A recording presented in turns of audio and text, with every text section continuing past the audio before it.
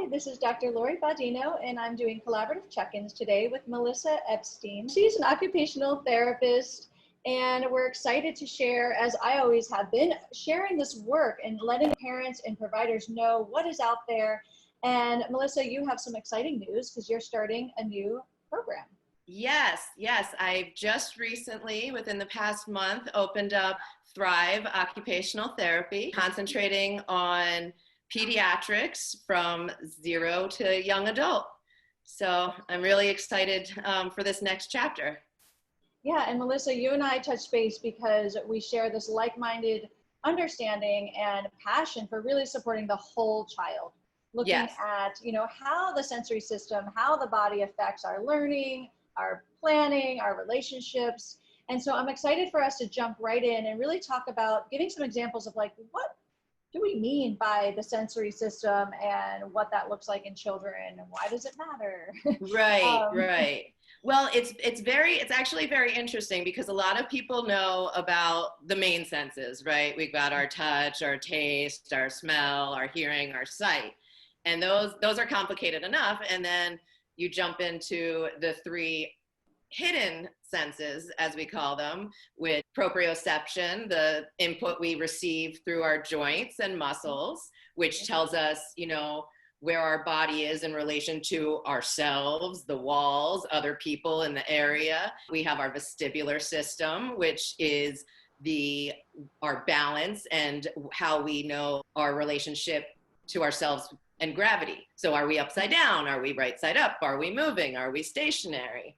And then the most fun one, interception. Are we hungry? Do we have to go to the bathroom? And those three senses that are so important, just as important, if not more in some ways than the common ones, often get not neglected, but aren't known about. So a child who might be presenting as just completely stubborn and ill-willed and like bad attitude, we don't know that what is going on inside their body. And it can be very confusing and very frustrating when you don't know where or what your body is doing. And it feels, and when you feel like you're floating, it's hard to kind of focus in on anything else. Yes, yeah. It's one of the number one areas I bring up as a psychologist in terms of if the child is having those reactions, that like defensive mode of like, I have to push everything away and I don't know where is up and what is down and where I am in space, and I'm leaning over and I'm pushing and I'm jumping into people, want to first say like, let's check on this body. Right. And what's so exciting is what I keep coming back to, and I'm so happy to share with you, is that there's so many strategies for supporting this child. Oh, yes. They can be understood. Oh, yeah. And I think it's also important to notice or to note that, sensory integration as part of occupational therapy, it's my wheelhouse. It's what I love. I'm passionate about it. But it's important to know that if, let's say, especially during these COVID times, that if you can't get into a clinic, there are so many strategies and activities you can do with modified equipment or even no equipment. Occupational therapy is all about adaptation, and we have to adapt our practice as much as everybody has to adapt. Just because you might not have the time or the ability to get into a clinic, there's so much work that you can do just in your own home. I don't even like to call it work, right? Because it's play. It's important and it's important to keep it as play instead of turning it into work. Right. Also notice that any opportunity I've had to introduce parents to ideas about the proprioception, let's say, getting the child into their body before starting school, yes. Or, helping the child to be aware of like, what is that internal sensation that I keep reacting with? Maybe I'm having a big emotion about it, but really it's because I'm hungry. And right. What does it feel like? So when they have these experiences, like the child responds quite quickly. Yes. And there's so many ranges of children, and we're not being prescriptive or diagnosis saying it's all easy, but just to say that you do notice quite quickly, or I've experienced it, I notice quite quickly that the child responds to it they seek it out. They have a sense of ease and awe in their bodies, and they might even say thank you.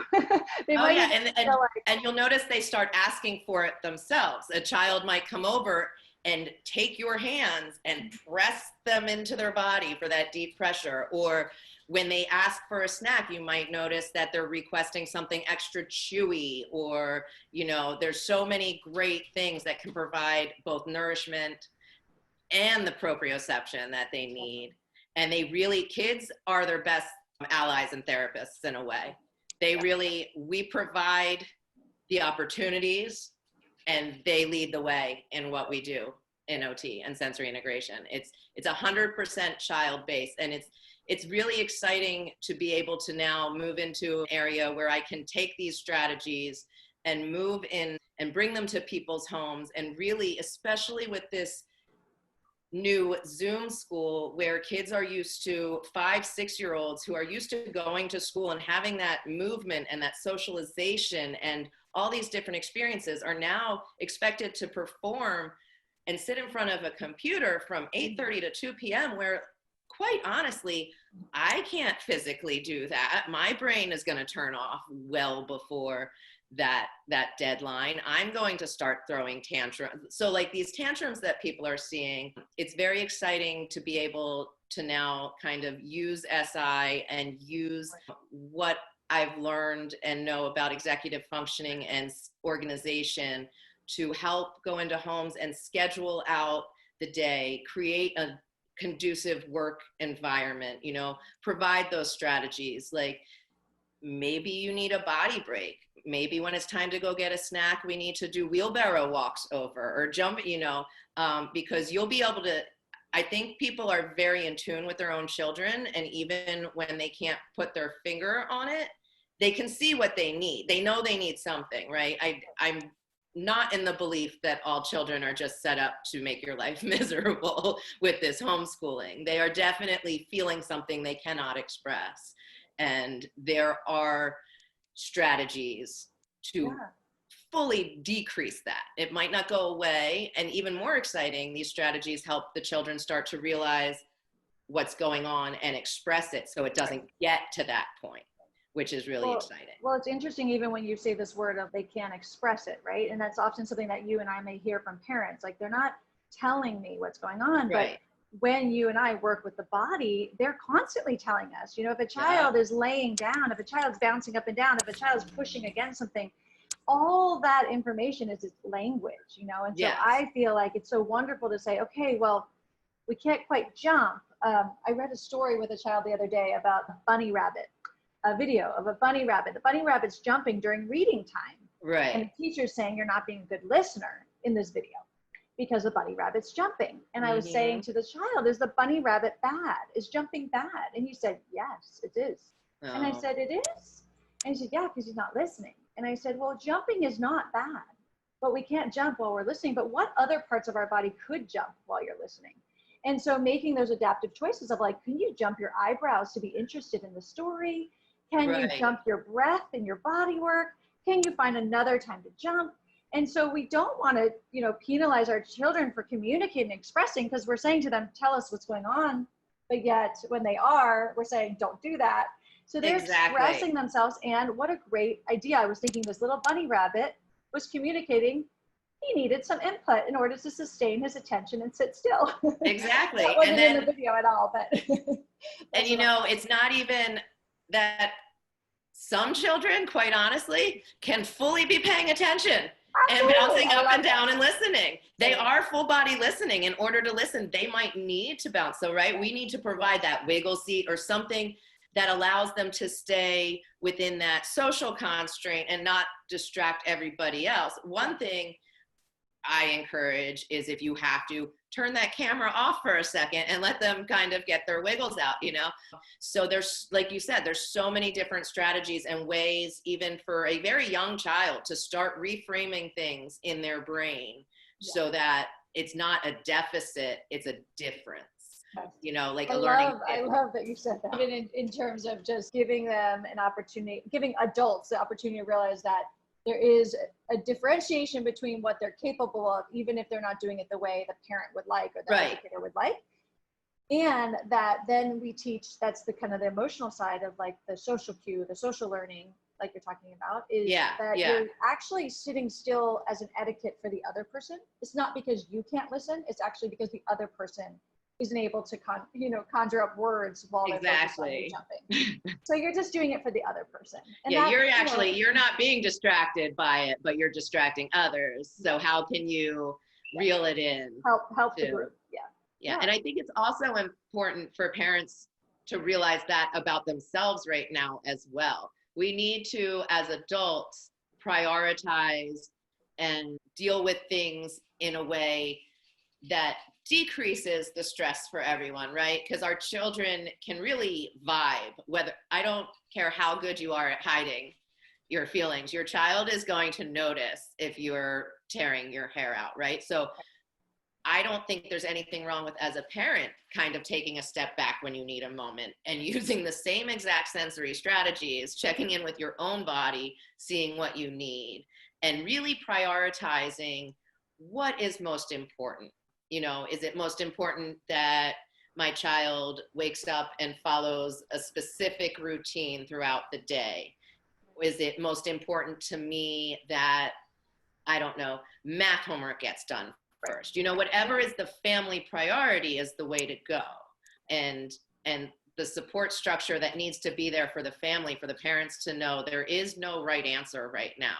Whatever is working for you and your child is the right answer. Maybe we have to let, I don't know, even in OT, maybe we have to let grasp go for a second so that we can work on organization and executive function and, like movement towards typing.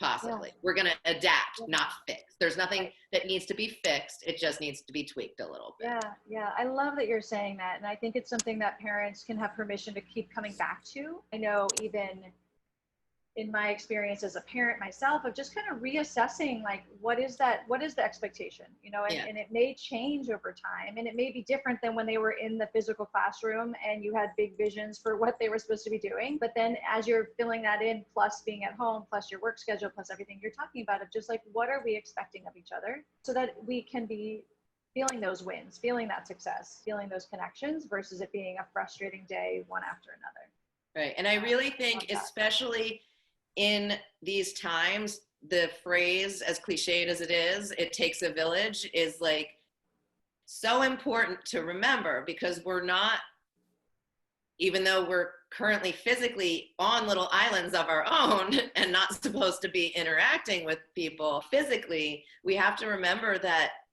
none of us are the expert on absolutely everything. So allowing help and accepting help and not feeling bad about it is so important, from neighbors, from family, from professionals who can give you specific tips, So like, I feel like destigmatizing and taking the shame away from just being like, I need help is really important to just getting some ideas, getting strategies, and it gets your juices running as a parent, as a provider, to say, like, what else can we do here? I'm happy we got to meet and share this information, because for those watching to understand that, like, we're collaborating together. So as we may have families that work together, is knowing that you're coming from this multidisciplinary approach, so the child's really being understood and everyone in the family can get met. Know that then these parents can feel empowered to really support and be there for their child, and the child can feel like, hey, my parent really gets me.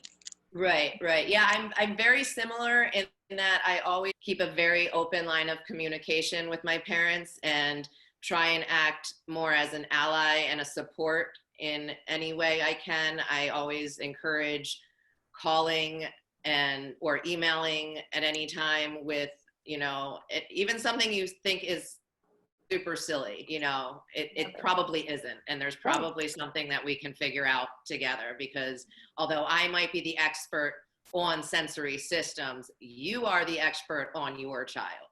Right. So me coming in as an island again by myself does nothing. Like, we have to be a team as a family. Even with older children, it's very important to keep the entire family involved in it. And frequently what I see if I see a younger sibling, is the parent actually kind of following through with the other sibling, you know, like I've had some converts where people weren't fully on board, maybe didn't fully understand what OT was. And then within about a month of seeing one child, you know, like, how do I get the other child in on this? And which is wonderful. I do think OT is something that all children, special needs or typically developing, 100% can use and benefit from. Absolutely. I was going to mention to you that oftentimes I hear about these increases of anxiety. One of the things I consistently say, still waiting to collaborate with some of these amazing OTs to do this huge research project, but to me, I have always seen children diagnosed or being brought in with anxiety or even the attention challenges where there's an underlying sensory component. Where 100%. Unfortunately they didn't get the right support. They're not integrated in their bodies. And so if you live with enough stress and this neuroception of like, I'm under threat all day long, I don't know where, like you mentioned before, the vestibule, I don't know top and bottom, I don't know where my body boundaries are, it's very anxiety provoking. Yeah, like imagine if every morning you woke up, you had to relearn everything you knew.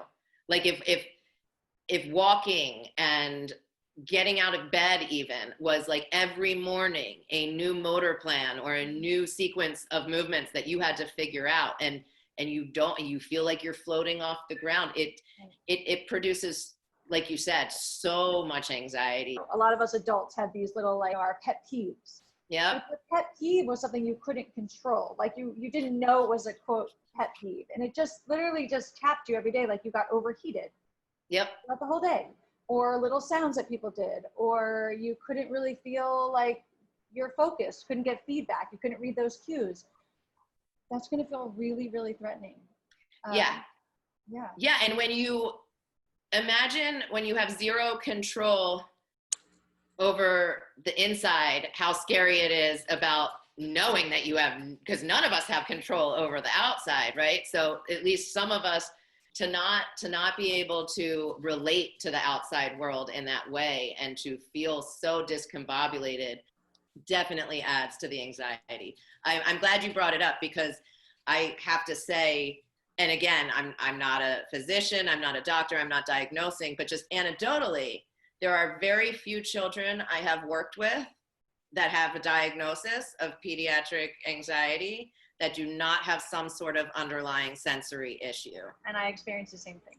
And there's many children that come in for sensory integration specifically and have to be referred out immediately for either attention or anxiety. So I think there's a huge link. I'd love to jump in that research with you.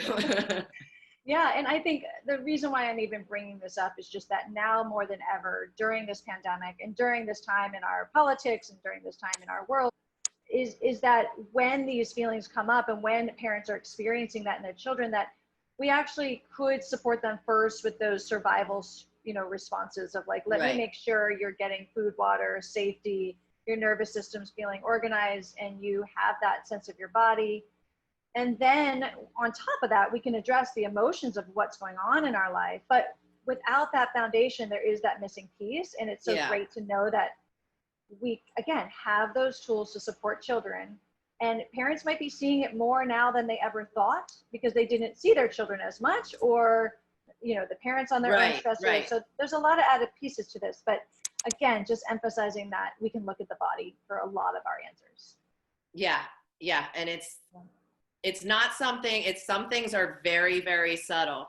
And once you point them out, then it's like, oh, okay. Like kids who seem like locked, once they get going, they're fine, but they just won't start. They'll it's like pulling teeth to get them to start. And once they get going, they like it. And that is definitely that anxiety and just uncomfortableness of, and fear of failure. Right. And when we get them in their body, they actually can jump in.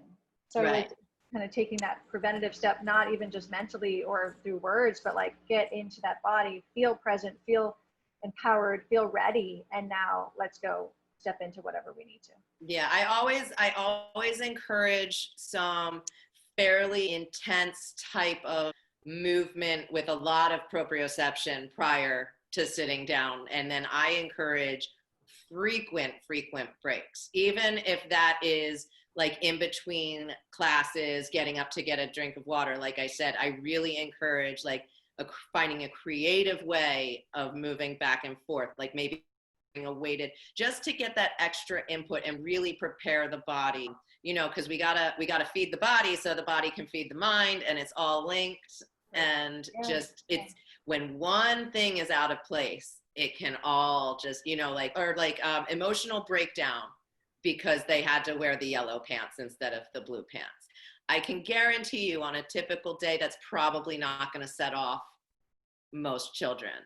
But if the sensory systems aren't organized, and you know, that might be the breakdown, that might be the response, but the problem might have been that I held it together throughout the day at school, and I used all my effort to keep focused and together, and then I get home and I feel in my comfort space, and my mom, who will love me no matter what I do, and then the tantrum just comes because they've held it together, and now there's not that, I would say, social construct at school in which children kind of are held accountable by one another, and a teacher that is not their mom, right? We tend, as children, we tend to want to please people who aren't our family a little bit more than the ones we know we're going to get away with it.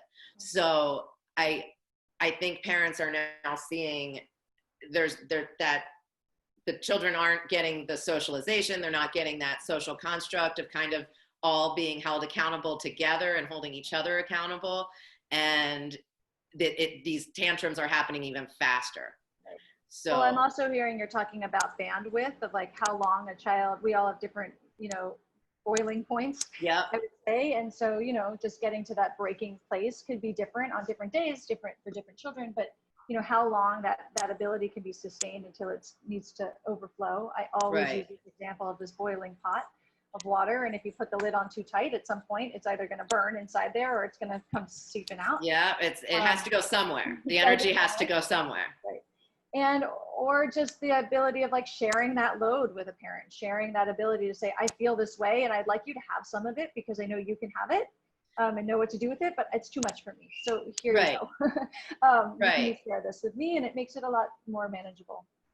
And finding ways for children to express that without the breakdown is where we're kind of shooting for, right? Giving them those tools that even if they don't know exactly what to do, they can at least be like, I'm feeling I need something, and then they can tweak it out. But say what goes hand in hand with this is also what I'm encouraging parents to really try and keep in mind is sleep. Now that schedules have changed, it might be tempting, you know, you might be watching a movie as a family and 8 o'clock rolled around and then 9, but we don't really have anything in the morning. So, you know, like it's counterintuitive sometimes, but like that schedule, we all thrive on schedule, I would say. There's always the exception that proves the rule, but like for the most part, we all thrive on a certain schedule. Children really thrive on that schedule, and sleep is so important. That pot or that bandwidth that we were just talking about shrinks exponentially when sleep is, and there's also that too much sleep, right? So we want to make sure we're not overdoing or underdoing it. Absolutely. This ability to know that there's this holistic approach that's really important.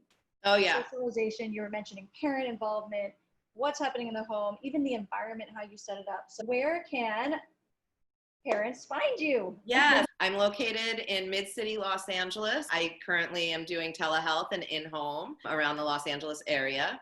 I can be reached at Melissa@thriveoccupationaltherapy.com. Thanks, Melissa, so much. All right, thank you. Have a good one.